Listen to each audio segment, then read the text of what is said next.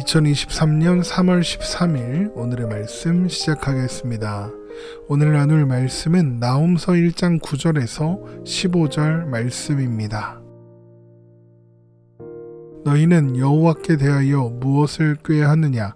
그가 온전히 멸하시리니 재난이 다시 일어나지 아니하리라. 가시덤불같이 엉클어졌고 술을 마신 것 같이 취한 그들은 마른 지푸라기 같이 모두 탈 것이거늘 여호와께 악을 꾀하는 한 사람이 너희 중에 나와서 사악한 것을 권하는도다. 여호와께서 이같이 말씀하시기를 그들이 비록 강하고 많을지라도 반드시 멸절을 당하리니 그가 없어지리라. 내가 전에 너를 괴롭혔으나 다시는 너를 괴롭히지 아니할 것이라. 이제 내게 지은 그의 멍에를 내가 깨뜨리고 내 결박을 끊으리라. 나 여호와가 내게 대하여 명령하였나니 내 이름이 다시는 전파되지 않을 것이라. 내가 내 신들의 집에서 새긴 우상과 부은 우상을 멸절하며 내 무덤을 준비하리니 이는 내가 쓸모없게 되었음이라. 볼지어다 아름다운 소식을 알리고 화평을 전하는 자의 발이 산 위에 있도다. 유다야 내 절기를 지키고 내 서원을 갚을지어다. 악인이 진멸되었으니 그가 다시는 내 가운데로 통행하지 아니하리로다 하시니라. 아멘. 하나님은 질투하시며 보복하시는 분이십니다. 하나님께서 그렇게 행하시는 이유는 그분의 백성들을 향한 사랑 때문입니다. 그분의 백성들을 사랑하시기 때문에 그들이 다른 존재에게 시선과 마음을 빼앗기는 것을 원하지 않으시는 것이죠. 그래서 질투도 하시고 자기 백성들의 마음을 빼앗는 존재들에게 보복도 하시는 겁니다. 하나님을 사랑해야 할 하나님의 백성들이 다른 존재에게 마음을 빼앗기는 것, 성경은 그것을 죄라고 부르죠. 그래서 하나님은 죄를 미워하십니다. 그러나 동시에 하나님은 노하기를 더디하시는 분이십니다. 물론 하나님은 언제든 천하 만물을 뒤집어 엎고도 남을 능력이 있으신 분입니다. 그러나 자기 백성들을 위해서라면 기꺼이 오래 참으십니다. 이것은 하나님께서 진노하실 때에 자기 백성들을 하나도 잃어버리지 않고 안전하게 보호하시기 위한 일인 것입니다. 하나님은 자기 백성들을 하나도 빠짐없이 모두 아십니다. 그래서 하나님은 그중 단 하나라도 잊지 않으시고 놓지 않으시며 잃지 않으십니다. 또한 그래서 모두를 안전하게 보호하시고 보존하실 수 있으신 분입니다. 그러나 하나님의 대적들에 대해서는 하나님은 진노를 참지 않으시고 처절하게 보복하실 것입니다. 그들은 하나님께서 노하기를 더디하사 오래 참으시는 시간을 오해합니다. 어떻게 오해하고 있느냐? 바로 하나님은 무능하며 그래서 자신들이 어떤 일을 해도 막을 수 없고 자신들이 도모하는 일을 제지할 수 없다는 오해입니다. 물론 하나님께서 오래 참으시는 동안에는 그렇게 보였을 수 있습니다. 그러나 하나님께서 오래 참으심을 거두시는 날 그들이 무엇을 생각하든지 아무것도 이루지 못할 것입니다. 왜냐하면 하나님께서 그들을 온전히 멸하실 것이니까요. 나홈서 1장 9절입니다. 너희는 여호와께 대하여 무엇을 꾀하느냐? 그가 온전히 멸하시리니 재난이 다시 일어나지 아니하리라. 그들에게 재난이 다시 일어나지 않는다는 것은 이번만 잘 넘기면 다음에는 괜찮을 것이다 이런 말이 아니라 그들은 하나님의 심판을 받아 완전히 사라질 테니 이후에는 재난이 일어날 수 없다 이런 의미입니다. 아무도 없으니까요. 그러니까 완전한 심판, 완전한 멸망이 하나님의 대적들을 기다리고 있다는 겁니다. 그들은 가시덤불처럼 뒤엉켜 마른 지푸라기 같이 모두 타게 될 것이지만 그들은 술을 마시고 취하여 몸을 가누지 못하는 사람들처럼 그것을 피할 수 없을 것입니다. 나홈서 1장 10절입니다. 가시덤불같이 엉클어졌고 술을 마신 것 같이 취한 그들은 마른 지푸라기 같이 모두 탈 것이거늘. 하나님을 대적하는 것은 애초부터 승산이 없는 일이었다는 것이죠. 그러면 하나님께서 그들을 향해 이렇게 진노하시는 이유는 무엇일까요? 그 이유는 바로 그들에게서 악을 꾀하는 자가 나와 사악한 것을 권했기 때문입니다. 나홈서 1장 11절입니다. 여호와께 악을 꾀하는 한 사람이 너희 중에 나와서 사악을 권하는도다.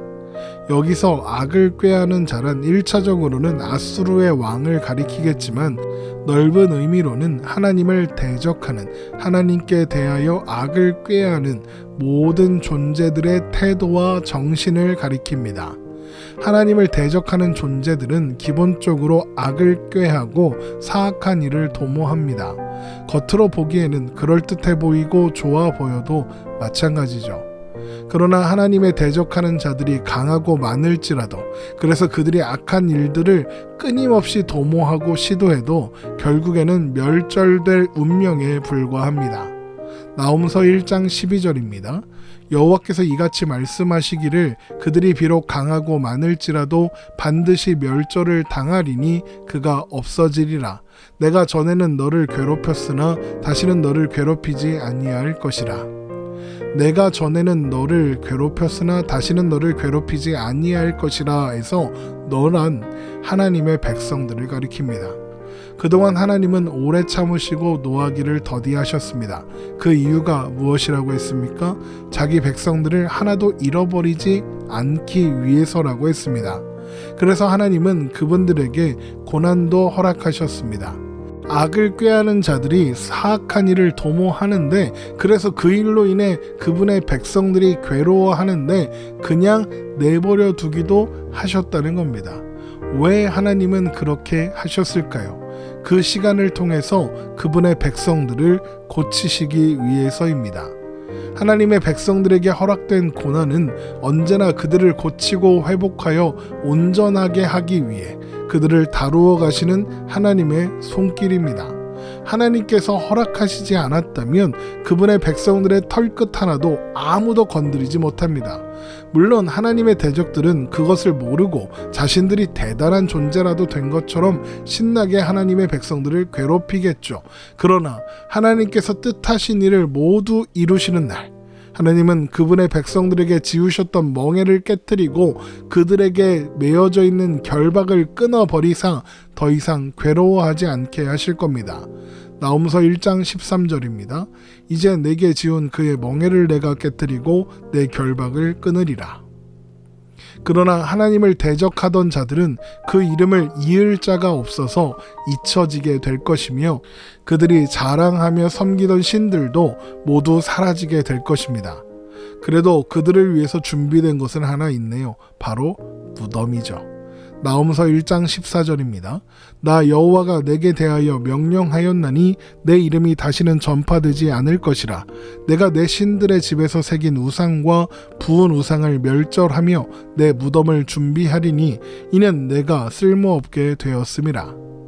그러나 하나님의 백성들에게 이 일은 기쁘고 아름다운 소식이 됩니다. 나홈서 1장 15절입니다. 볼지어다 아름다운 소식을 알리고 화평을 전하는 자의 발이 산 위에 있도다. 유다야 내 절기를 지키고 내 서원을 갚을지어다. 악인이 진멸되었으니 그가 다시는 내 가운데로 통행하지 아니하리로다 하시니라. 아름다운 소식을 알리려고 오는 사람이 어떤 사람입니까?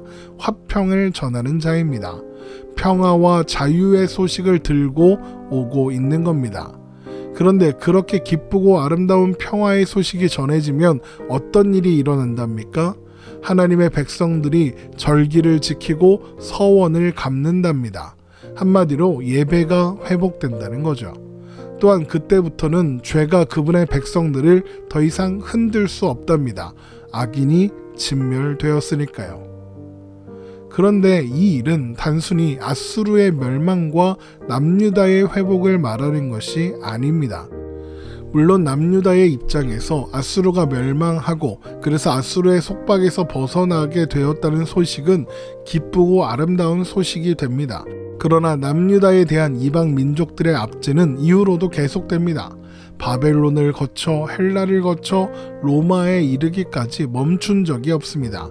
아수르는 사라졌지만 여전히 악인들이 남유다 가운데로 통행하고 있는 겁니다.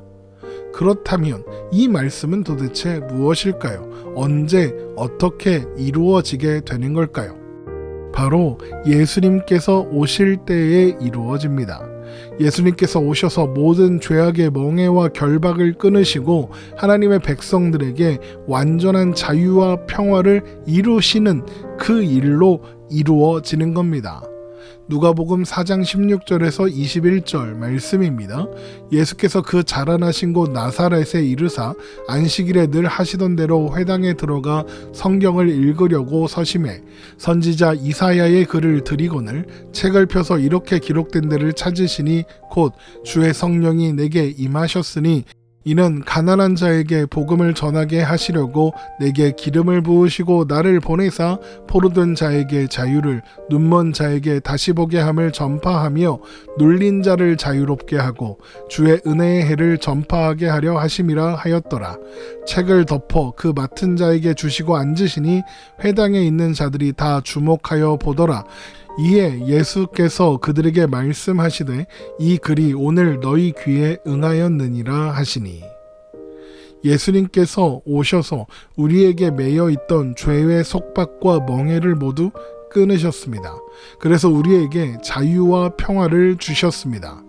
그러자 우리는 하나님 안에서 하나님과 함께 동행하며 그분을 예배하는 예배자로 존재하게 되었습니다. 요한복음 4장 23절에서 26절입니다. 아버지께 참되게 예배하는 자들은 영과 진리로 예배할 때가 오나니 곧 이때라. 아버지께서는 자기에게 이렇게 예배하는 자들을 찾으시느니라. 하나님은 영이시니 예배하는 자가 영과 진리로 예배할지니라. 여자가 이르되 메시아 곧 그리스도라 하는 이가 오실 줄을 내가 아노니 그가 오시면 모든 것을 우리에게 알려주시리이다. 예수께서 이르시되 내게 말하는 내가 그라 하시니라. 이것이 나홈서가 선포하고 있는 아름다운 소식, 평화의 소식의 실체인 겁니다. 물론 우리는 여전히 세상에서 살아가고 있고 아수르와 같은 존재들이 우리를 끊임없이 공격해 옵니다. 그들과 함께 악을 도모하자고 권하며 유혹합니다. 그러나 이미 여러 번 말씀드린 것처럼 하나님은 그분의 백성을 단 하나도 잃어버리지 않으십니다. 혹 우리가 악을 도모하는 자들의 유혹에 빠져 잘못된 길을 가는 일이 있더라도 성령님께서 우리를 도우사 결국에는 돌이키게 하실 것이고 우리를 일으켜 세우실 겁니다. 그 시간을 통하여 우리는 우리가 얼마나 자격 없는 존재이며 얼마나 은혜가 필요한 존재인지를 계속 확인하게 되겠죠. 그래서 결국에는 하나님께서 뜻하신 온전한 하나님의 백성된 자리에 이르게 될 겁니다. 우리를 공격하고 우리를 꾀려고 하는 세상은 결국에는 영원히 사라질 것들에 불과합니다. 결국에는 사라질 것들에 스스로 얽매여 멍에와 결박을 당하는 길이 아니라 하나님 안에서 영원한 것들을 바라보며 그래서 완전한 자유와 평화를 누릴 수 있는 우리가 되기를 주님의 이름으로 축원합니다.